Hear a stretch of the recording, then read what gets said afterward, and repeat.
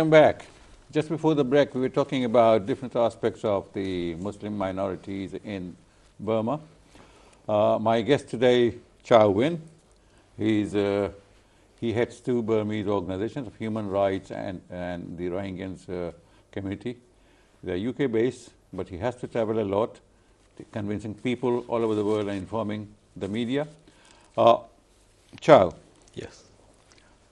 About the minority communities, we understand that there are a plethora of minority communities in Burma. But what about Muslims? So far, we thought, and majority of the people thought, that it was only the Rohingyans on this side of the borders. Yeah. But as I understand from you, there is more to the story. Yeah. If I see the population, Rohingya is about 30 to 40% total Muslim populations. Mm-hmm. And there are more Muslim populations are living in central Burma, southern Burma. But this is the largest concentration of Muslims in Yes, probably largest, but not the only one largest. Right. There are also some largest community in southern Burma, Right. in central Burma. Mm-hmm. So these are those who have a very long history as well. Right.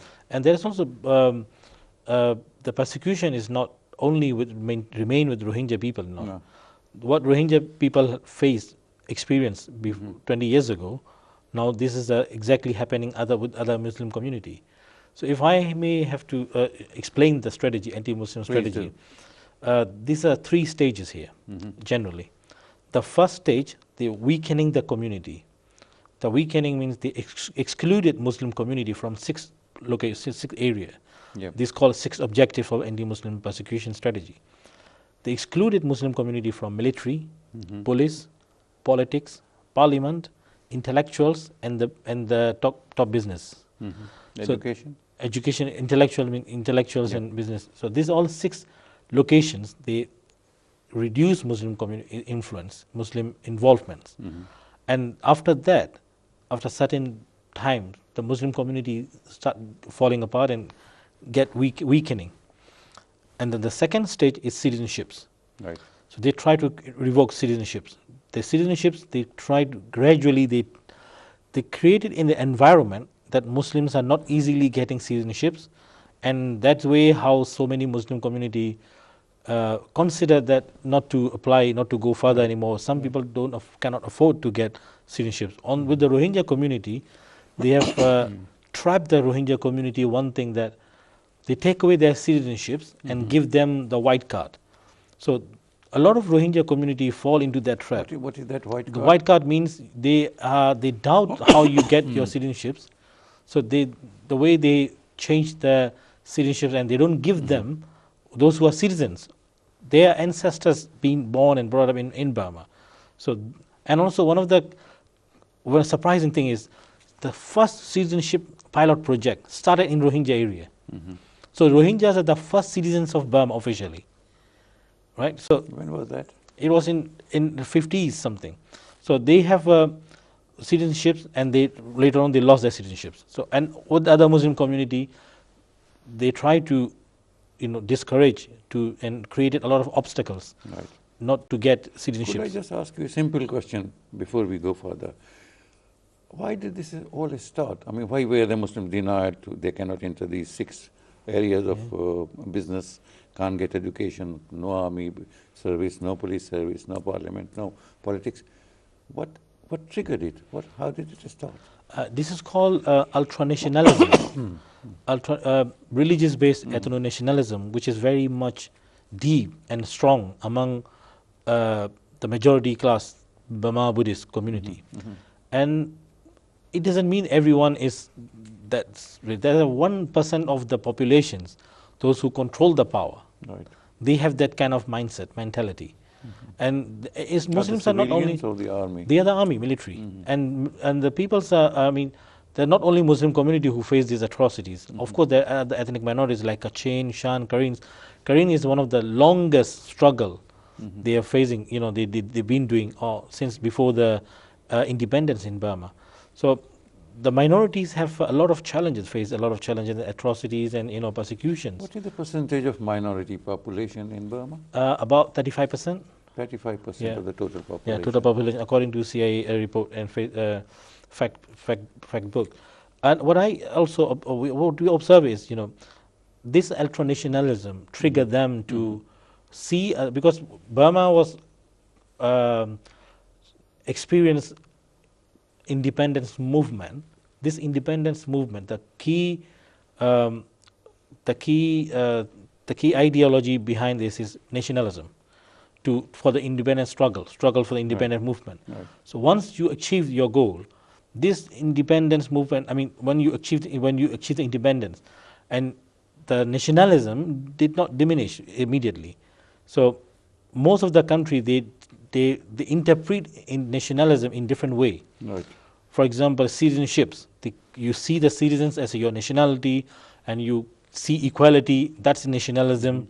And development for the country is a nationalism. But in Burmese community, Burmese military, it seems different way.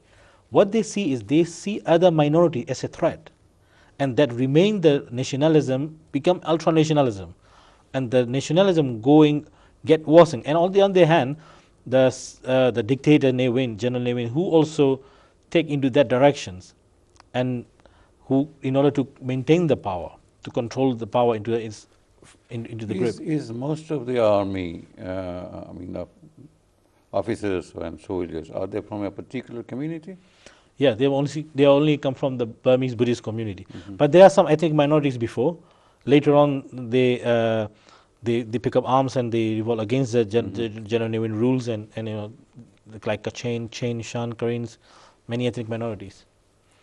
And for Muslim communities, we don't have any arms groups. We don't believe in armed struggle. The reason is these are not solutions.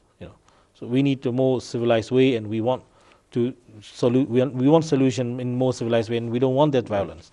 So Muslim community in Burma approach and try to work with government. But the problem is this strategy is so rigid, so tough, that Burmese military has practicing against Muslim community. So now the first level is weakening the Muslim community. The second stage is taking away the citizenships. Once we lost citizenships. In Burma, citizenship is very much connected with the ownership of the land and many other basic human rights. So you lost all the human rights if you lost citizenships. And the third stage is forced deportations, what Rohingyas are facing now. So first, Rohingya has been weakened by this all isolations. It's very easy to send Rohingyas along Bangladesh borders, you see. Yeah. But can they really do that on the Cambodian border and the Thai border? Been doing a long time. So for example, in Karen community and Shan community, sheltering in take refuge in Thailand several decades. And one of the problem right now recently happened in Thailand is there are Burmese Muslim community working in Thailand. They are undocumented, and they've been working several decades, several years in Thailand. So now recently Thai authorities issued that order. Everyone should have a paper and document. So they asked neighboring countries to operate immigration office to run immigration temporary offices in their country, to issue them border pass, some kind of certificate that they are legal, and Thai authorities will then issue the work permit. But when Burmese Muslim community approach the immigrations, they've been denied. They don't give them a border pass because they are Muslims. They don't allow them. They don't want to give the Muslims, and these Muslims ended up become stateless now. They cannot go back to Burma, and they cannot remain in Thailand. So Thai authorities is now cracking down all those undocumented migrant workers, and they are now facing a lot of problems. They can't go back to Burma. They can remain in Burma, Thailand. Who represents these Burmese Muslims living in Thailand and other countries? I mean, there are a lot of Burmese Muslims as such, you see, that I was talking to you about. There are at least 6,000 in Saudi Arabia. We don't have one authority, one group, one organization, but we are now coming up with some idea that maybe because we don't have this kind of leaderships, and we tried a lot of time inside Burma to form some kind of leading organizations, but the problem is these organizations are self-funded organizations, and these are funded by the rich people, those who are also taking the position in the organizations. And when there is a time to challenge the government, they are not able to challenge the government. So what happens is these leaders cannot deliver important issues when related to the community. But now the new generation come with the new idea, and they want to lead the situations, and they want to do on the different approach. I think that's a lot of positive developments on the ground. Yeah. That the youth come up with a different idea. They want to lead the community. So things are changing a lot on the community base inside Burma. How are these communities really managing? Because if they are denied that they cannot enter these 6 areas, they can't get proper education, then what sort of business can they enter? What sort of profession can they? Let me add something. There is 24 locations in Burma Muslims are not allowed to go. They put the signposts in front of the village and townships. What are those Muslims areas? are not allowed. The 3 rules everywhere. Muslims are not allowed to stay overnight. Muslims are not allowed to rent or buy any properties. And no one shall marry to Muslims. On top of that, there is more than 10,000 summer schools are running across Burma. This is run by the organization called Mabata, which is a very anti-Muslim organizations, and they are running this majority of them, these schools in the monasteries. Okay, we need to take a break, and Yeah. then when we come back, Sure. we'll go back to this very interesting Thank you. point. Sorry for this break. We have to go for a short break, and we hope that we will not go away. Be with us. We'll be back soon. Thank you.